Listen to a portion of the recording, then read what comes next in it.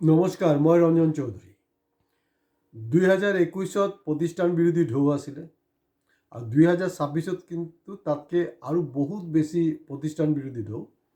কিন্তু দুৰ্ভাগ্য হ'ল প্ৰতিষ্ঠান বিৰোধী হোৱা স্বত্তেও কোনো পধ্যেই বিৰোধী পক্ষ কংগ্ৰেছৰ নেতৃত্বত পাৱাৰত আহিবই নোৱাৰে।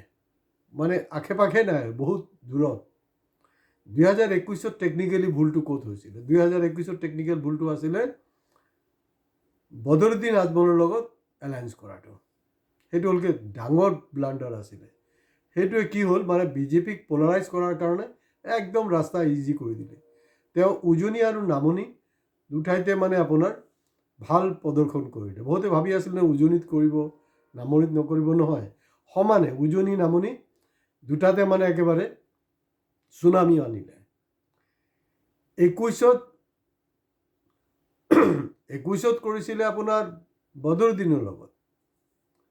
এইবাৰ ভুলটো হৈ আছে, এইবাৰ কৰিছে অখিলউদ্দিনৰ লগত। আৰু মই কেইবাটা এপিছ'ডত কৈছোঁ যে অখিলউদ্দিনৰ লগত যদি আপুনি এলায়েন্স কৰে মানে বাবাজী কা ঠুল্লু, কোনো বচাব নোৱাৰে। না ৰাহুল গান্ধী, না প্ৰিয়ংকা, কোনো বচাব নোৱাৰে। এইকাৰণে মাজে মাজে কিছুমানে মোক সুধি থাকে যে ছাৰ, এই গৌৰৱ গগৈৰ মূৰত কি গোবৰ আছে নেকি? মই বাবা তেনেকৈ ক'ব নাপায় আৰু, হ'ব পাৰে। একচুৱেলি গোবৰটো যোৱা 12 বছৰ বিজেপিয়ে বেলেগৰ মূৰত ভৰাবলৈ চেষ্টা কৰি আছে অহৰহ, কিন্তু দেখা গ'ল যে তেওঁৰ মূৰতে গোবৰ সোমাই আছে আৰু বস্তুটো প্ৰমাণ হ'বলৈ গৈ আছে। তেওঁলোক কৈছে, কংগ্ৰেছে কৈছিলে যে আমি 100টা ছিটত কণ্টেষ্ট কৰিম। হৈ গ'ল, চিম্পুল কথা যে 100টা ছিটত কণ্টেষ্ট কৰোঁ, এলায়েন্স নকৰিলেই হ'ল, লেঠা চেছ। 126টাত কণ্টেষ্ট কৰিব লাগিব, তেনেকৈ কোনো কথা নাই নহয়। দ্বিতীয় কথাটো হ'ল, অপজিশ্যন এলায়েন্সৰ কেইবাটা পাৰ্টি আছে। তো অলৰেডি অখিলক 15টা, অজপক 8টা, 8 আৰ 5 15 হ'ল গ'ল আপোনাৰ 23, থাকিল 3টা। তো CPI কেইটা পাব, CPIM কেইটা পাব আৰু CPIML কেইটা পাব? তাৰপিছত কাৰ্বি আংলঙত কেইটা দিব? তো গতিকে একেবাৰে নিৰ্ঘাত এটা নিজৰ ভৰিত নিজে কোৰাল মৰাৰ কামটো কৰিলে।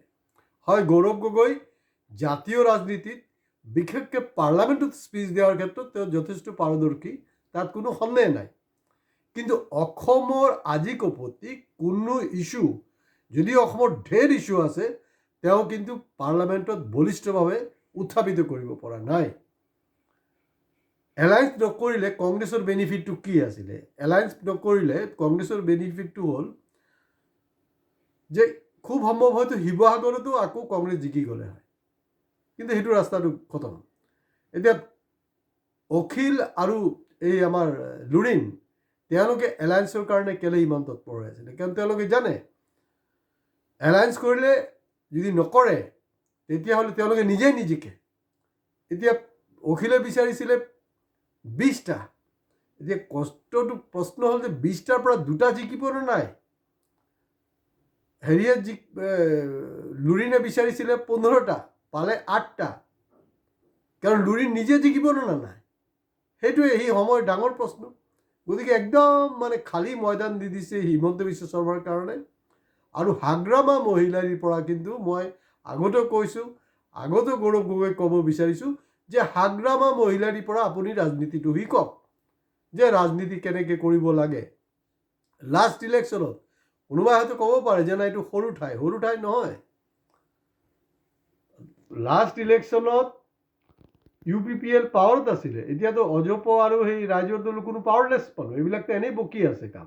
সিহঁতে কোনে ফাণ্ডিং কৰি আছে, কোনে মবিলাইজেশ্যন কৰে, আমাৰ হাতততো চব খবৰ আছে ন। আমি ইলেকশ্যনলৈকে আৰু বস্তু এটাৰ পিছত এটা ফাদিল কৰি থাকিম। তেওঁলোকে ইমান অহা যোৱাৰ খৰচ পাতি ক'ৰ পৰা ওলায়, কি ফাণ্ডিং হৈছে, আমি চব জানো। আমি ফাদিল কৰিম অহা দিনত। সেইকাৰণে আমাৰ চেনেল ৰেগুলাৰ চাব, ছাবস্ক্ৰাইব কৰিব, লাইক আৰু কমেণ্টছ লগতে কিন্তু কৰি থাকিব। গতিকে মানে তেওঁৰ দেউতা তৰুণ গগৈৰ যি ৰাজনীতিক পৰিপক্কতা, সেই পৰিপক্কতাৰ ওচৰত কিন্তু গৌৰৱৰ ৰাজনীতিক পৰিপক্কতা নাই বুলি ক'ব পাৰে। গৌৰৱ গগৈ 2024 জিকাৰ পিছত তেওঁ পাহৰিছে যে তেওঁৰ পাৰ্লামেণ্ট সমষ্টিত বিজেপি আৰু এজেপিৰ সমৰ্থকেও তেখেতক ভোট দিছিলে। কিন্তু গৌৰৱ জিকাৰ পিছত দেখা গৈছে ফিল্ড ৰিপৰ্ট যোনটো আছে তেওঁৰ মানে কি গৰ্বটো বাঢ়ি গ'ল, গৰ্ব বাঢ়ি গ'ল। গতিকে সেই যেতিয়াই গৰ্বটো বাঢ়িব তেতিয়াই মানে সৰ্বনাশ হোৱাৰ পূৰা সম্ভাৱনা, আৰু এইটো লাষ্ট কামটো কৰি দিলে। গতিকে 26ৰ ইলেকশ্যন ৰিজাল্টলৈকে মিলাই চাব যে মই আজি যিখিনি কথা কৈ আছোঁ এইখিনি হয় নে নহয়। কাৰণ অখিল আৰু লুৰিণ, বিশেষকৈ অখিলে টোটাল ব্লেকমেইলিঙৰ ৰাজনীতি কৰি এই এলায়েন্সটো কৰিছে। তো গতিকে ইয়াৰ ফল ভুগিব লাগিব। তৰুণ গগৈ ডাঙৰীয়া কোৱা নাছিলে জানো হু ইজ বজৰুদ্দিন, তেনেকৈ মানে গৌৰৱৰো সেই দমটো থাকিব লাগিব। হু ইজ অখিল, কাৰো লগত এলায়েন্স নকৰোঁ, আমি অকলে যুঁজিম। BDC ইলেকশ্যনত কি হৈছিলে, অকলে যুঁজিলে, অকলে চবত দিলে, আৰু এইবাৰ বিধানসভাটো কিন্তু তেওঁলোকে কেটাগৰিকেলি কৈছে যে আমি অকলে যুঁজিম। আৰু অকলে যুঁজাৰ যে হেৰিটো এইটো থাকিব লাগে, কাৰণ ৰাইজে আপোনাক ভোট দিব কেলে। কাৰণ এলায়েন্স নকৰা হ'লে কি আছিল অৱস্থাটো, মানে আপোনালোকৰ জিকাৰ সম্ভাৱনাটো কম, মানে পাৱাৰত অহাৰ সম্ভাৱনাটো কম আছিলে। কিন্তু তৎসত্ত্বেও আপোনালোক যোৱা 2021তকৈ বহুত বেছি ভাল ৰিজাল্ট দিব পাৰিলে হয়। কিন্তু এতিয়া অখিলে কি কৰিব, অখিলে আপোনালোকক এলায়েন্স নহ'লে ডেমেজ কৰিব লগা আছিলে, আপোনালোকে ভয়তে কৰিলে ব্লেকমেইলিং। এতিয়া এলায়েন্স কৰাৰ পিছতো কিন্তু লেং মৰা, ব্লেকমেইলিং কৰা, যি কৰিবলৈ আছে চব কৰিব। কাৰণ অখিল কেতিয়াও নিবিচাৰে যে কংগ্ৰেছৰ কেতিয়াবা অগ্ৰগতি হওক। কাৰণ অখিল, মই আগৰ পৰা কৈ আছোঁ, তেওঁ 2012ৰ পৰা বিজেপিৰ কাৰণে কাম কৰি আছে, আৰু সেইটো বিভিন্ন জেগাত ওলাইছেই। আৰু তেওঁ শিৱসাগৰত খামুচি মাৰি বহি আছে কেলে। তেওঁ যদি সঁচাকৈ হিমন্ত বিশ্ব শৰ্মাক গালি পাৰে, মই তাক এৰি নিদিওঁ, বিধানসভাত দেখিছেনে মই কেনেকৈ বকিছোঁ, আৰু তাৰ যদি দম আছে জালুকবাৰীত গৈ তাক সৰক না, তেতিয়াই গম পোৱা যাব। গতিকে অখিলৰ কোনো এলায়েন্সৰ দৰকাৰ নাছিলে, তেওঁ চিম্পলি ধুবুৰী, গোৱালপাৰা সেইবিলাক অঞ্চলত ক'ৰবাত গৈ কণ্টেষ্ট কৰিলে হয়তো নৰ্মেলি জিকি গ'লে হয়। গতিকে গৌৰৱে এই ৰাজনীতিটো বুজি পোৱা নাই, বুজি নাপায়। তেওঁৰ সেইকাৰণে হয়তো কিছু চৰ্চা হৈছে যে গৌৰৱৰ মূৰত গোবৰ আছে নেকি। এইটো ৰিজাল্টে প্ৰমাণ হ'ব। যদি কিবা কৰি দেখুৱাব পাৰে তেতিয়াতো গোবৰ নাই।